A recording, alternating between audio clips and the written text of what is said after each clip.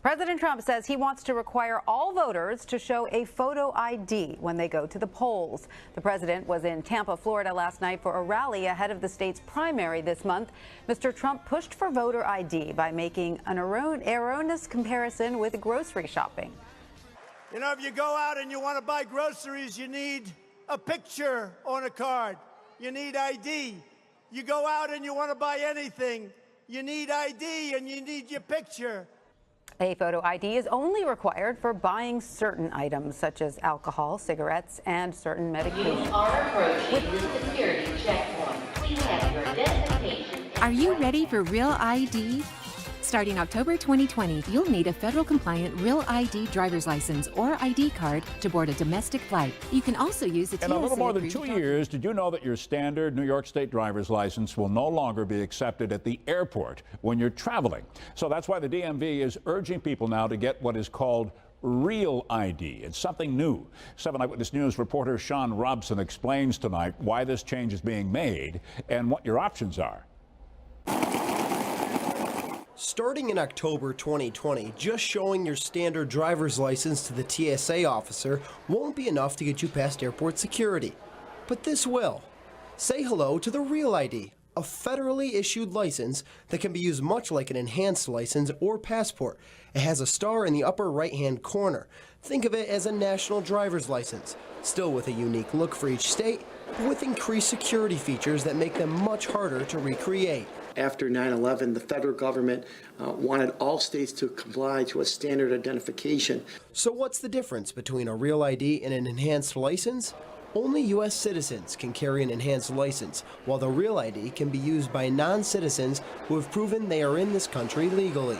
This will be accessible through a federal database that, depending upon what state you're in, they'll be able to check and verify your status, whether it's New York State or another state. So it's a good thing. It's going to be a positive thing for the safety of the citizens.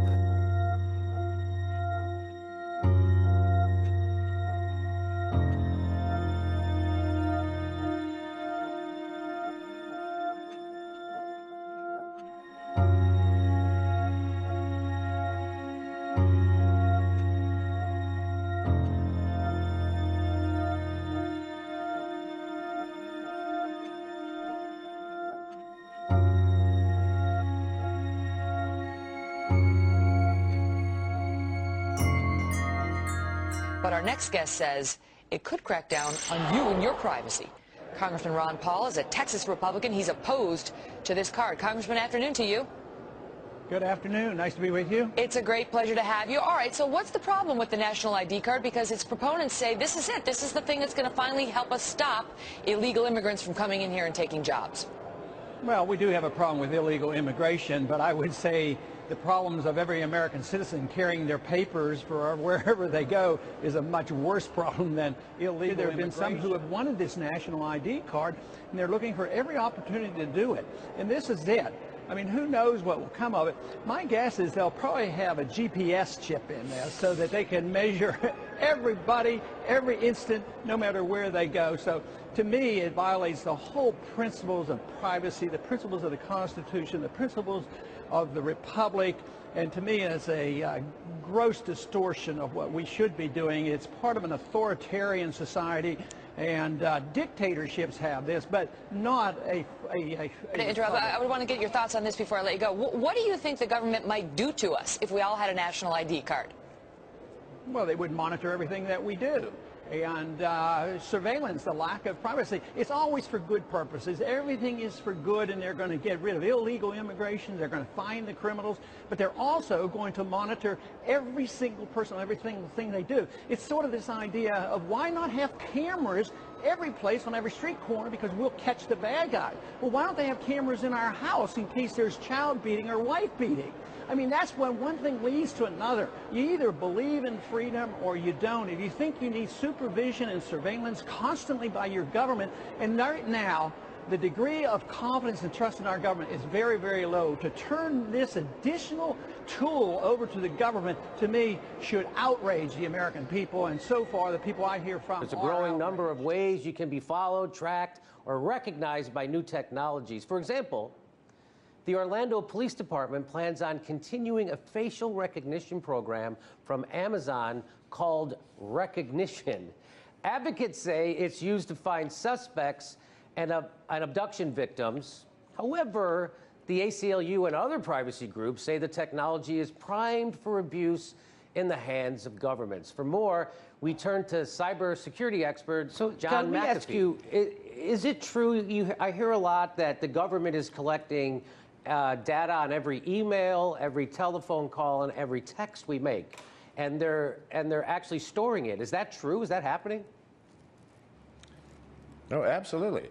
And Google has admitted to cooperating with various agencies within the government to pass information about its clients. Now, maybe they're cooperating because of a subpoena or a court order, but still, it sounds an alarm. Well, John, let me play devil's advocate right now, as many people are saying that work for Google are saying, well, listen, a lot of this information are things that you volunteer yourself. I mean, you put as much information out there on the web through your social media, Facebook page. You put pictures of your children, their names, the schools they go to. You volunteer this information. So what's the difference between you volunteering it and the government collecting it? Well, it's not a matter of what's the difference. The problem is, why is the government collecting it? Sure, you put a lot of information out there, and I would use it for entertainment. You know, photos of your dog, how wonderful, or photos of your house, or whatever. Yes, you put that information there, but I don't go into it to try to spy on you or to try to collect data on all the citizenry to make sure that we are all in line and not breaking laws and not in any way threatening the status quo of the government. This is the problem. Not we volunteer it. Sure, we volunteer it. But the government goes out of its way to collect it, collate it, and analyze it. That's the problem. Facial recognition is already here. It's already working, and it's already in use. Facial recognition technology is another example of an AI-based system that I don't think we're fully thinking through the social and legal implications, so it can have accuracy issues and just identifying We already people. now, most of us, submit facial recognition openly through our use of social media, where we've agreed to policies that recognize us when we upload pictures of ourselves and our loved ones and our friends.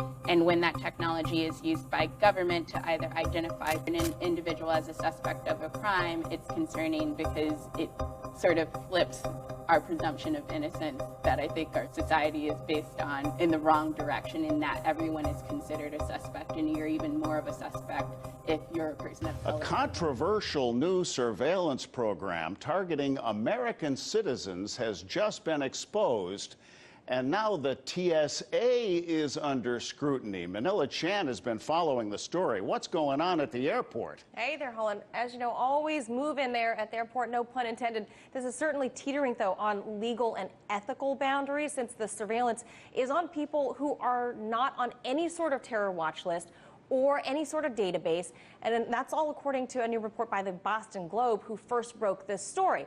Now, it's called Quiet Skies, the TSA's covert plan to track U.S. citizens who come back to the country from overseas.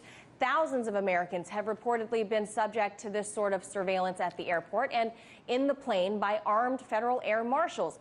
It's unclear exactly what sort of actions or behaviors a person might exhibit in order to be tracked by air marshals in the first place. Actions or characteristics can land you with a pair of eyes watching your every move for up to 90 days or 3 encounters, and you're never notified at all that you have been placed on the TSA's A TSA secret domestic list. surveillance system is drawing criticism for tagging ordinary U.S. citizens not suspected of any crimes. The Quiet Skies program was first reported by the Boston Globe. A computer algorithm spots flyers, including American citizens, whose travel and activities match with current threat intelligence. Those flyers are then reviewed by a human team that vets the information and the flyer. If something in the flyer's background raises concerns, that flyer may be surveilled by federal air marshals. The program has been in existence since 2010. The program is called Quiet Skies. Federal air marshals following 2 to 3 dozen Americans every day through airports and onto planes, even sitting right next to them. The marshals told to report back if the traveler changes clothes in a restroom, perspires excessively, fidgets, trembles, or stares, uses a phone or computer. Passengers are selected for monitoring if their foreign travel and other factors raise concerns, including criminal records, curious financial transactions, email or phone numbers linked to terrorist suspects. TSA tells NBC News the primary purpose of this program is to ensure passengers and flight crew are protected during air travel. We recently talked to TSA Chief David Pekoski about the air marshals.